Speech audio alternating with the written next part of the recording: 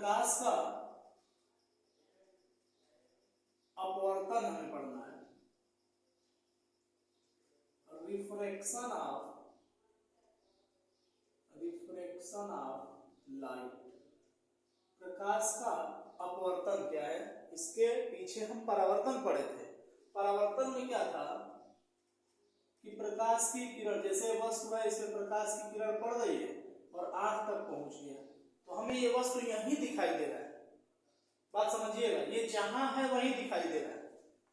जैसे ये मार्कर यहाँ है, लाइट पड़ रहा है, परावर्तित होकर आंख पे पड़ रहा है, तो जहां मार्कर है वहीं का वहीं दिख रहा है, क्योंकि प्रकाश की किरण हवा में आया, फिर टकरा के हवा में ही वापस चला गया। लेकिन आप देखिएगा कि बर्तन में पानी रखिए और इसी में एक सिक्का डाल दीजिए, ठीक, क्या का सिक्का, अरे जितना होगा भैया डाल देना, 5 का सिक्का होगा 5 का डाल देना, बहुत ज्यादा सिक्का होगा तो हमें दे देना, ठीक। देखना, सिक्का इसमें एक डालिएगा और इसके बाद देखिए अब देखेंगे सिक्का यहां नहीं दिखेगा, सिक्का कुछ ऊपर दिखेगा, अपने जगह से हट गया, तो वो तो जो वस्तु है वो वही है, उसका हम प्रतिबिंब देख रहे हैं।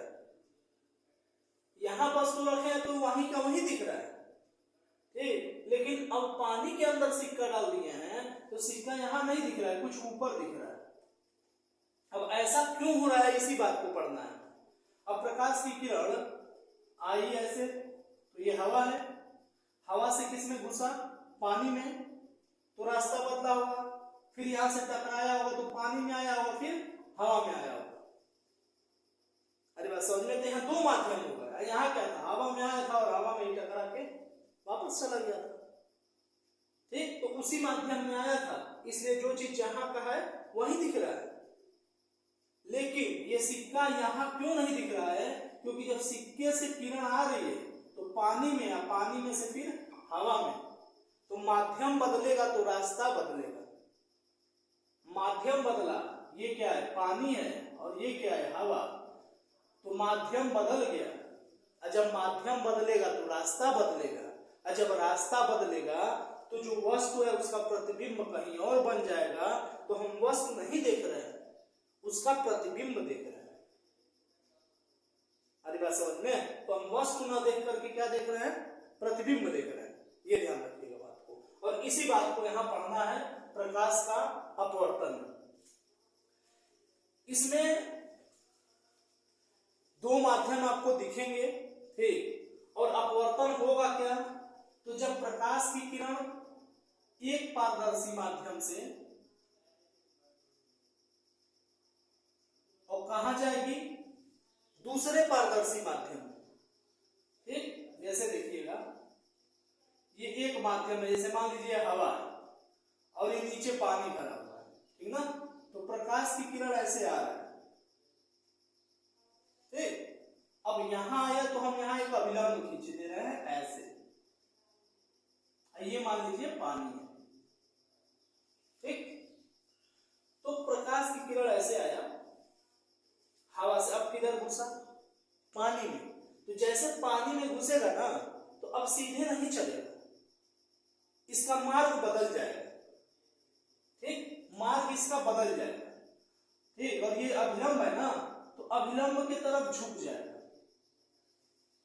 अब क्यों मार्ग बदल जा रहा है, इस बात को थोड़ा सा समझिएगा। हवा है ना ये, तो हवा के जो अणु है ये दूर दूर है, ठीक, पानी की तुलना में बता रहा है, और हवा की तुलना में जो पानी के अणु होंगे वो क्या है, पास पास है, हो गया। अब खुद समझिए, ये अणु दूर दूर है, ठीक। तो जब अणु दूर दूर है तो जब प्रकाश आएगा तो एकदम फैला के एकदम चलेगा, चौड़िया के, एकदम रास्ता खाली है, चल रहा है। लेकिन जैसे ही रास्ते में ये आ गए, अणु पास पास है, तो फिर क्या हो भैया, तुरंत सिमट जाएगा, स्पीड उसकी कम हो जाएगी। अरे बात समझ में, तो यहाँ तो एकदम रास्ता साफ, एकदम चल रहा चौड़िया के, लेकिन जैसे ही पानी में आया तो अणु क्या है, पास पास है, तो पास पास है तो इसका वेग क्या हो गया भैया, घट गया, तो वेग घट जा रहा है, और जब वेग घट गया तो इसीलिए दिशा भी क्या हो गई, बदल गई। तो हवा में एकदम चौड़िया के आ रहा है, और जैसे पानी में गया तो अणु इसकी तुलना में पास पास है, तुरंत सिकुड़ जा रहा है बाबू, ठीक ना। तो तुरंत अभिलंब की तरफ झुक गए। काहे? लाइट की स्पीड बदल गई, माध्यम बदला तो, और जब स्पीड बदली तो दिशा भी बदल गई। अरे बात समझ में? तो इसी घटना को, रास्ता बदल गया ना, इसी घटना को प्रकाश का अपवर्तन कहते हैं। जब प्रकाश की किरण एक पारदर्शी माध्यम से दूसरे पारदर्शी माध्यम में आए और अपने मार्ग से विचलित हो जाए, तो इसी घटना को प्रकाश का अपवर्तन कहते हैं। जब प्रकाश की किरण एक माध्यम से दूसरे माध्यम में आए और अपने मार्ग से विचलित हो जाए, तो इसी घटना को प्रकाश का अपवर्तन कहते हैं। भैया एक माध्यम से गया और दूसरे माध्यम में गया तो रास्ता क्या हो गया, बदल गया, है ना। यूपी बोर्ड से गया सीबीएसई बोर्ड में, ठीक, तो रास्ता बदल गया, मन नहीं लगा। या सीबीएसई से आ गया यूपी बोर्ड में, ठीक, तो नहीं डेडिकेशन रहेगा तो फिर रास्ता भटक जाएंगे। एक माध्यम से दूसरे माध्यम में जाएंगे तो रास्ता क्या हो गया, बदल गया, ठीक ना। इसी घटना को प्रकाश का अपवर्तन कहते हैं, ठीक ना। आए और टकरा के भग गया तो परावर्तन, ठीक। यहाँ क्या पारदर्शी माध्यम है, यहाँ तो ये पालिश है तो घुसा ही नहीं हमको, यहाँ टकराया अपारदर्शी है तो घुसेगा, अणु पास पास है तो अविलंब की तरफ झुक गया। अगली बात समझ में? अब देखिएगा, इसके अणु दूर दूर है ना, ये विरल माध्यम है। इसके अणु क्या है, इसकी तुलना में पास पास है तो ये सघन माध्यम है ना। प्रकाश की जो चाल पढ़े थे 3×10⁸ मीटर प्रति सेकेंड निर्वात में, लेकिन माध्यम बदलेगा तो चाल भी बदलेगा, ठीक। आप खुद देखिए, माध्यम हवा में चौड़िया के चल रहा है और यहाँ अणु पास पास है, एकदम बाधा इनको पड़ गया और तुरंत ही सट गया विलंब की तरफ। कहें कि विरल से कहां आ रहा है, सघन माध्यम में। तो जब प्रकाश की किरण विरल से सघन में आएगा, कहां से आएगा, विरल से सघन में, तो अविलंब की तरफ झुक जाएगा। अब देखिए, जैसे मान लीजिए हम ऊपर ले रहे हैं पानी और ये है कांच। अब कहा जाए कि बताइए पानी और कांच में कौन सघन है, तो पानी की तुलना में कांच के अणु तो पास पास होंगे और पानी के दूर दूर होंगे, तो यहाँ पानी क्या होगा, विरल माध्यम, और कांच क्या होगा, सघन माध्यम, ठीक। अब प्रकाश की किरण ऐसे आए, ठीक। अब खुद सोचो ना, पानी में तो एकदम आ रहा था सीधे, एक माध्यम में आराम से चलेगा, कोई दिक्कत नहीं, ऐसे आए। लेकिन जैसे यहाँ कांच में घुसा तो अणु पास पास है ना, तो जैसे घुसा ये क्या करेगा, अंदर ये चलाएगा ऐसे। अगला समझ में, रास्ता बदलने का काम कौन कर रहा है, ये दूसरा वाला, ये ध्यान रखेंगे। पहले में तो एकदम पानी चौड़िया चल रहा है, जैसे इसमें घुसे तब तक रास्ता बदल गया, तो दूसरे ने रास्ता बदलने का काम किया, ये ध्यान रखेंगे इस बात को, ठीक ना। अपवर्तन का काम कौन कर रहा है, दूसरा माध्यम, ठीक, और किसके सापेक्ष, पहले के सापेक्ष, ये ध्यान रखिए। अभी अब देखिए, पूछे कोई पानी क्या कौन सा माध्यम है, तो विरल, किसके सापेक्ष, कांच के सापेक्ष। कांच यहाँ क्या है, सघन,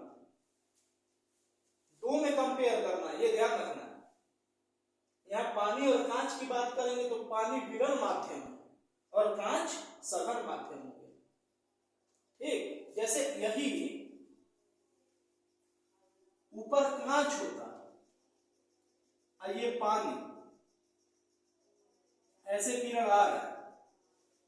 अब खुद सोचिए ना, कांच कौन सा माध्यम होगा पानी की तुलना में, सघन, और पानी विरल, ये सघन माध्यम है और ये विरल।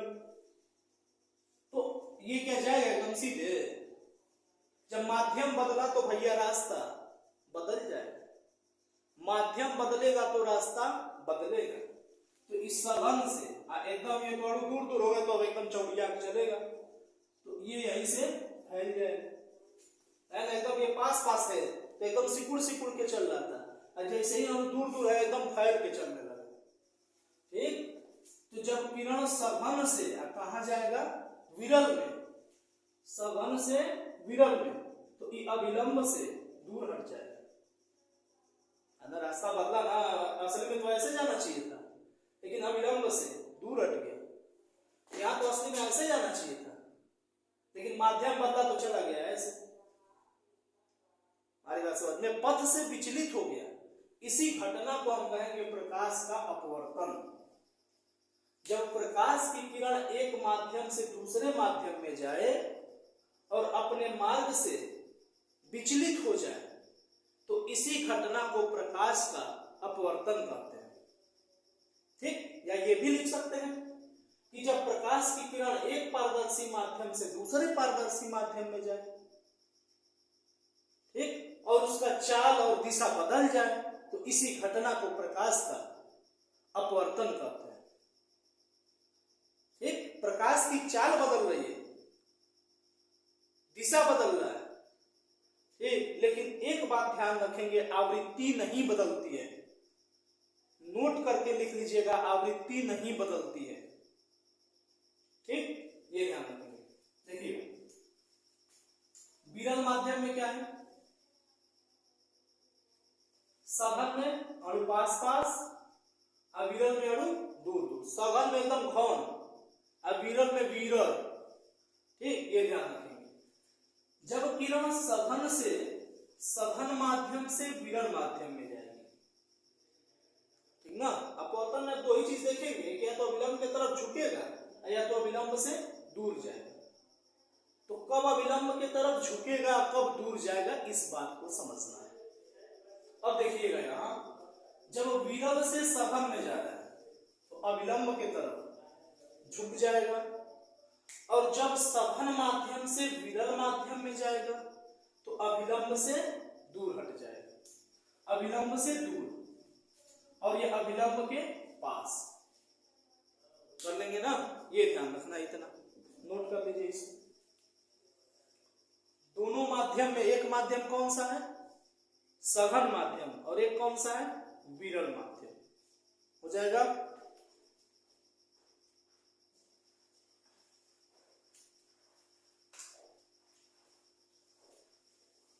जैसे ये कांच है और ये हीरा है नीचे, तो कांच की तुलना में हीरा के जो अणु होंगे वो पास पास होते हैं, और जो कांच के अणु होंगे वो हीरा की तुलना में दूर दूर होंगे। तो कांच विरल माध्यम है, और यहां हीरा कौन सा माध्यम है, सघन माध्यम है। ठीक, यहां से एक किरण जा रही है, यहां तक तो आराम से गया कांच तक, ठीक, कांच में कोई आफत नहीं है। लेकिन जैसे कांच से हीरे में घुसेगा, ठीक, तो हीरे में रास्ता बदलेगा, क्योंकि माध्यम बदल रहा है। कोई पूछे कि ये रास्ता बदलने का काम कौन कर रहा है, पहला माध्यम की दूसरा, तो दूसरा कर रहा है, ये आप ध्यान रखेंगे। ठीक है, तो ये अब सीधा न जाकर के, ठीक, विरल से सघन में आ रहा है तो अविलंब की तरफ झुक जाएगा, ये अविलंब की तरफ झुक गया।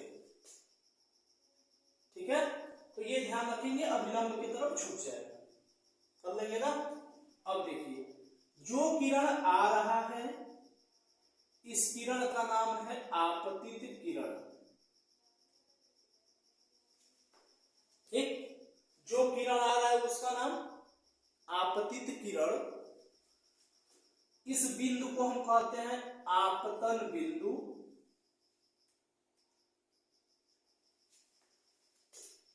आने वाली किरण का नाम आप आपतित किरण जिस बिंदु पे आ रहा है उसका नाम आपतन बिंदु। यहां से रास्ता बदल रहा है, इस किरण का नाम अपवर्तित किरण, और इसको कहते हैं हम अभिलंब। अभिलंब नाम याद हो जाएगा। आपतित किरण, इसका नाम है आपतन बिंदु, इसका नाम है अपवर्तित किरण, और इसका नाम है अभिलंब। ठीक, इस कोण को हम कहते हैं आपतन कोण। आपतन कोण आई से रिप्रेजेंट करते हैं, और इसका नाम है अपवर्तन कोण। अपवर्तन कोण, एंगल ऑफ रिफ्रैक्शन, इसको हम स्मॉल आर से डिनोट करते हैं। हो जाएगा आपतित किरण, अपवर्तित किरण, आपतन बिंदु, यह है अभिलंब, आपतन कोण, और ये अपवर्तन कोण। हो जाएगा इंसिडेंट रे, रिफ्रैक्टेड रे, point of incidence, normal, angle of incidence मतलब आपतन कोण, और एंगल ऑफ रिफ्रैक्शन मतलब अपवर्तन कोण। कर लेंगे। यहां देख लीजिएगा आई आर के बराबर नहीं है। ठीक, इसमें आर क्या है, छोटा है, और आई क्या है, बड़ा है, ये ध्यान रखिएगा। हो जाएगा। अपवर्तन की परिभाषा देख लीजिएगा फिर से एक बार।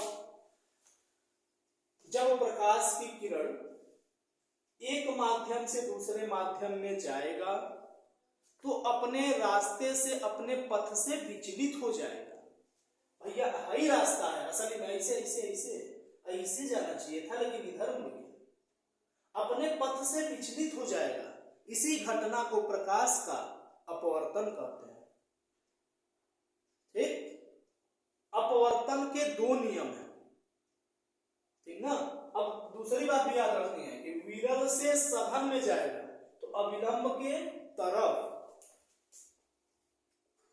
विरल से सघन माध्यम में जाएगा तो अविलंब के तरफ मुड़ेगा, और सघन से विरल माध्यम में जाएगा तो असली में ये रास्ता है, अविलंब से दूर चला जाएगा।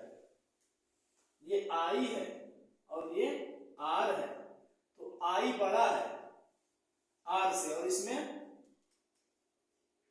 आर बड़ा है आई से। ठीक, या कह सकते हैं आई छोटा है आर बड़ा है। हो जाएगा। चलिए, अपवर्तन का पहला नियम। पहला नियम क्या है? जो परावर्तन का पहला है उसी तरह ये भी है। पहला नियम देखिएगा, ये आपतित किरण, आपतित किरण, ठीक ना, अपवर्तित किरण, और ये आपतन बिंदु पर खींचा गया अभिलंब। ये देखिएगा, ये और ये तीनों कहां हैं? एक तल में है। अपवर्तन का पहला नियम, आपतित किरण, अपवर्तित किरण और आपतन बिंदु पर खींचा गया अभिलंब, तीनों एक तल में होते हैं। ये पहला नियम है, इसको नोट कर दीजिएगा। अपवर्तन का पहला नियम नोट करिए, बोलते हैं। देखिए, आपतित किरण, अपवर्तित किरण हो गया, और आपतन बिंदु पर खींचा गया अभिलंब, तीनों एक तल में होते हैं। नोट हो गया। चलिए,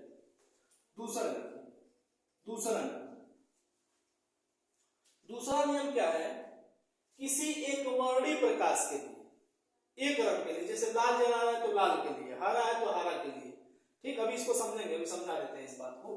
देखिएगा, किसी एक वर्णीय प्रकाश के लिए, ये शब्द एकदम अच्छे से याद रखना है। एक वर्णीय प्रकाश के लिए जो आपतन कोण है, आपतन कोण माने आई, इसका साइन ले लेना है। साइन को हिंदी में कहते हैं जिया। ठीक, और आई को हम क्या कहते हैं? आपतन कोण, ठीक ना। और अपवर्तन कोण है उसका आप साइन ले लीजिए, ठीक ना। आपतन कोण का ज्या माने आई का साइन और आर का साइन का जो अनुपात होगा ना किसी एक रंग के प्रकाश के लिए वो हमेशा नियत रहता है। ठीक, डिफिनीशन समझ लीजिए, फिर उसके बाद समझाते हैं इसका मतलब क्या है। समझिए, एक वर्णी प्रकाश के लिए आपतन कोण की ज्या और अपवर्तन कोण की ज्या का अनुपात सदैव नियत रहता है। हो जाएगा ना। जो आपतन कोण आई उसका साइन ले लीजिए और जो अपवर्तन कोण आया है आर उसका साइन ले लीजिए और दोनों का अनुपात निकाल दीजिए। इस आई का साइन लेना है, साइन आई, इस आर का साइन लेना है और दोनों का अनुपात हमेशा क्या होगा, नियत होगा। ठीक, एक वर्णी प्रकाश के लिए। इसका मतलब क्या है समझिए, इस नियम को हम स्नेल का भी नियम कहते हैं। स्नेल का नियम, स्नेल का नियम, इसको नोट करिए पहले फिर आगे बताते हैं। लिखिए, किसी एक वर्णीय प्रकाश के लिए आपतन कोण की ज्या, किसी एक वर्णीय प्रकाश के लिए आपतन कोण की ज्या और अपवर्तन कोण की ज्या का अनुपात नियत होता है या सदैव नियत होता है। हो गया, इसे स्नेल का नियम भी कहते हैं। हो गया, ये दूसरा नियम है। जैसे समझ लीजिए आप, जैसे ये लाल रंग है, ठीक है, यहां कोई भी कोण है और यहां से जब ये सघन मान लेते हैं ये विरल, अब मान लीजिए ऐसे छूट गया, हम यहां से कोण बदल दिए, यहां कुछ और कोण कर दिए, ये भी कुछ कोण बदल गए। जैसे मान लीजिए यहां 45 किए थे, यहां मान लीजिए अब 46 किए, तो ये भी कुछ बदला होगा। ठीक है, लाल रंग है, लाल रंग, ये लाल रंग, ठीक। तो 45 किए तो मान लीजिए कुछ भी यहाँ रहा होगा, थीटा लिख देते हैं, तो ये साइन 45 और ये साइन जो आया होगा, ठीक। मान लीजिए डिवाइड किया और कुछ भी आ गया, सपोज दैट 1 कुछ आ गया 4 तो जब हम यहाँ 46 किए और यहाँ जो कुछ भी रहा होगा, अगर साइन 46 बटे यहाँ जो कुछ भी रहा होगा, ठीक ना, तो यहाँ से ये विरल है तो ये ऊपर विरल करिएगा, नीचे सघन करिएगा, क्योंकि सघन में झुकता है ना अंदर, तो ऊपर विरल नीचे सघन। ठीक, अब देखिएगा ये 45 है तो साइन 45, ये जो कुछ भी आया होगा, मान लीजिए कि 23, सपोज दैट 23, तो मान लीजिए कि साइन 45 बटे साइन 23 तो कुछ आ गया, मान लीजिए कि 1.43। ठीक है, एक्यूरेट डाटा कुछ भी नहीं है, मैं समझा रहा हूं बस, ठीक ना। ये मान लीजिए कि साइन 46 है, ये कुछ भी आ गया, क्योंकि भाई यहाँ लाल जलाएंगे तो कहीं मुड़ा होगा। ठीक, तो जब इसका भी अनुपात निकालेंगे तो 1.43 ही आएगा। इसको हम 48 कर दिए तो ये भी कुछ ऐसे हो जाएगा, फिर दोनों का साइन निकाल के करेंगे तब भी 1.43 ही आएगा। माने एक रंग का प्रकाश है तो हमेशा कुछ भी करो, आई आर तो बदलता रहेगा, आई आर बदलता रहेगा, लेकिन साइन आई बटे साइन आर का अनुपात हमेशा नियत रहेगा। ये एक वर्णी प्रकाश के लिए हो सकता है कि हम हरा यूज कर रहे हैं, हरा, तो हरे के लिए मान लीजिए 1.44 है, तो यहां भी अगर 45 से 46 करेंगे और यहां अनुपात निकालेंगे तो 1.44, इसको भले हम 48 कर दिए, इसको भले 50 कर दीजिए, आई आर तो बदल जाएगा लेकिन साइन आई बटे साइन आर नहीं बदलेगा। अरे बात समझ में, साइन आई बटे साइन आर नहीं बदलेगा, हो सकता है ये 1.44 है। अरे बात समझ में, तो ये जैसे लाल के लिए अपना फिक्स है, हरे के लिए अपना फिक्स है, बैगनी के लिए अपना फिक्स है, हर कलर के लिए अपना अपना फिक्स है। आई आर बदलता रहेगा लेकिन sine I by sine R नहीं बदलेगा, इनका अनुपात ये नियत रहेगा। तो किसी भी एक वर्णी प्रकाश के लिए आपतन कोण की ज्या और अपवर्तन कोण की ज्या का अनुपात हमेशा क्या होता है, नियत होता है। आगे बात समझ में, अब समझिए, ये जो नियत आ रहा है, ठीक, इस नियतांक को हम कहते हैं अपवर्तनांक। अपवर्तनांक, अपवर्तनांक का मतलब होता है अपवर्तन का अंक। अपवर्तन माने अरे रास्ता से भटकाने का अंक, ठीक, अपवर्तनांक, अपवर्तन का अंक, ठीक ना। और इस अपवर्तनांक को, अभी इसको अपवर्तनांक डिटेल समझेंगे, इसका मतलब क्या है। इसको हम sine I by sine R को हम कह रहे हैं अपवर्तनांक। इसको या तो यल से लिखते हैं या तो किसी किसी किताब में म्यू से लिखता है, ठीक। और अपवर्तनांक किसका है, मोड़ने का अंक आप किसको देंगे, मोड़ने का काम कर कौन रहा है, अब खुद सोचो ना। ये पहला माध्यम है, दूसरा, पहले में तो आराम से चल रहा था, मोड़ा तो दूसरे ने है ना, तो दूसरे का अपवर्तनांक है, लेकिन किसके सापेक्ष, पहले के सापेक्ष। ये भी तो देखना पड़ेगा कि कहां से आ रहा है ना, उस हिसाब से दूसरा मोड़ेगा, ठीक, ये ध्यान रखना है। तो मोड़ने का जो काम करेगा वो दूसरा करेगा, ऐसा समझ में। तो जो अपवर्तन का अंक देंगे, रास्ता भटकाने का अंक देंगे, वो किसको देंगे, दूसरे को देंगे, लेकिन किसके सापेक्ष, पहले के सापेक्ष। जैसे 1 and 2 लिखा है, इसका मतलब है कि दूसरे माध्यम का, दूसरे का यह अपवर्तनांक है, लेकिन किसके सापेक्ष, पहले के सापेक्ष। 1 and 2 का मतलब लिख लीजिएगा, दूसरे माध्यम का अपवर्तनांक पहले के सापेक्ष, है ना। जैसे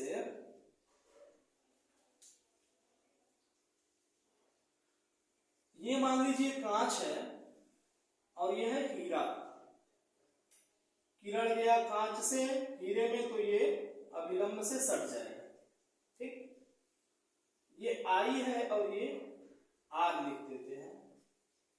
जब अपवर्तनांक निकालेंगे तो क्या होगा, साइन आई बटे साइन आर, देख सकते हैं इतना। और हमने कहा इसी को अपवर्तनांक लिख देना है, साइन आई बटे साइन आर को। अब खुद सोचिएगा, कांच और हीरा में मोड़ा किसने, हीरे ने, तो हीरे का ना अपवर्तनांक है, तो हीरे का अपवर्तनांक है, डी डायमंड का है, लेकिन किसके सापेक्ष, ग्लास के सापेक्ष, ग्लास माने कांच, ग्लास के सापेक्ष हीरे का है। बस समझ में, कांच से तो जा ही रहा था, कांच से जा रहा था, मोड़ा तो हीरे ने है, तो कांच के सापेक्ष हीरे का अपवर्तनांक है, इसको हम अंक दे रहे हैं। अब जिसका ज्यादा अपवर्तनांक, इसका मतलब है कि उसने ज्यादा मोड़ा है, जिसको ज्यादा अंक हमने दिया वो ज्यादा मोड़ा है। जैसे ये ऐसे, एक मान लीजिए ऐसे आ रहा है, ऐसे, ठीक, तो ये ज्यादा मुड़ा है तो इसको ज्यादा, जैसे मान लीजिए 1.56 दे दिए, ठीक। और ये वाला जो है ये कम मुड़ा है तो इसको हम दे दिए मान लीजिए 1.3। अरे बात समझ में। जैसे ये ज्यादा मुड़ गया है और ये मुड़ा है कम, तो इसको अंक, ज्यादा मुड़ा तो ज्यादा अंक और कम मुड़ा तो कम अंक। अब ये अंक आएगा कैसे, तो sine I by sine R से, ठीक। जितना आई कितना आर है उसका sine I by sine R निकालिए, डिवाइड करने पे जो आएगा वही उसका अपवर्तन का अंक है, ठीक। जैसे कहा जाए 3 माध्यम है मान लीजिए ऐसे,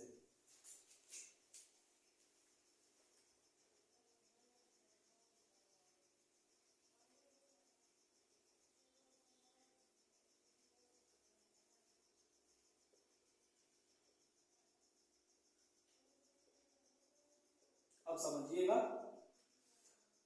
इसका अपवर्तनांक हम लिखते हैं 1.56, 1.33, 1.20। इसका क्या मतलब है, सबसे ज्यादा अपवर्तनांक है, ठीक, तो ज्यादा अपवर्तनांक ज्यादा मोड़ा है, इसका इसकी तुलना में कम है तो कम मोड़ा है, और जिसका सबसे कम है वो सबसे कम मोड़ा है। अब इन तीनों में कहा जाए सबसे सघन कौन होगा, ये वाला होगा, ये ऊपर का छोड़ दिए, नीचे का कंपेयर कर रहे हैं। ऊपर मान लीजिए सब में हवा है, हवा हवा हवा, एक पे कंपेयर करेंगे, एक को नियत करके। अब बताइए सबसे ज्यादा सघन कौन, ये वाला सबसे ज्यादा सघन है, सघन ज्यादा है तभी तो सबसे ज्यादा मोड़ा है, ठीक, तो जिसका अपवर्तनांक सबसे ज्यादा वो सबसे ज्यादा सघन होगा। आई बात समझ में? तो 2-3 डाटा दिया है, पूछे सबसे ज्यादा सघन कौन है, तो जिसका ज्यादा अपवर्तनांक, अपवर्तन का अंक ज्यादा, तो मुड़ेगा ज्यादा, किधर मुड़ेगा? विलंब की तरफ। ठीक, जब मुड़ा है ज्यादा इसका मतलब है वो सघन माध्यम। आगे बात समझ में? अपवर्तनांक निकाल के बता सकते हैं कि सघन है कि विरल है। सघन है तो कौन ज्यादा सघन है, विरल है तो कौन ज्यादा विरल है। आई बात समझ में? ये बात ध्यान रखनी है। अब हमें डिटेल में अपवर्तनांक पढ़ना है। बस ये ध्यान रखिए, अपवर्तन का दूसरा नियम जो है वो स्नेल का नियम है, और एक वर्णी प्रकाश के लिए आपतन कोण की ज्या अपवर्तन कोण की ज्या का अनुपात सदैव नियत होता है, और इसी नियत को क्या कहते हैं? अपवर्तनांक। और इसको या तो यन से दिखाते हैं या तो म्यू से दिखाते हैं। ठीक ना? अब जैसे मान लीजिए ये आ रहा है हवा से या ग्लास से डायमंड में, ठीक, तो हम यहां लिखेंगे साइन आई बटे साइन आर। ठीक, और क्या लिखेंगे? G N D. मान लीजिए पानी से आ रहा है, ठीक ना, और ये आ रहा है मान लीजिए शीशे में। ठीक, तो पानी के सापेक्ष किसका अपवर्तनांक? शीशे का। शीशे ने मुड़ा है तो अपवर्तनांक किसका है? शीशे का है, लेकिन किसके सापेक्ष? पानी के सापेक्ष। हम लिखेंगे WLG। शीशे का अपवर्तनांक है, लेकिन किसके सापेक्ष?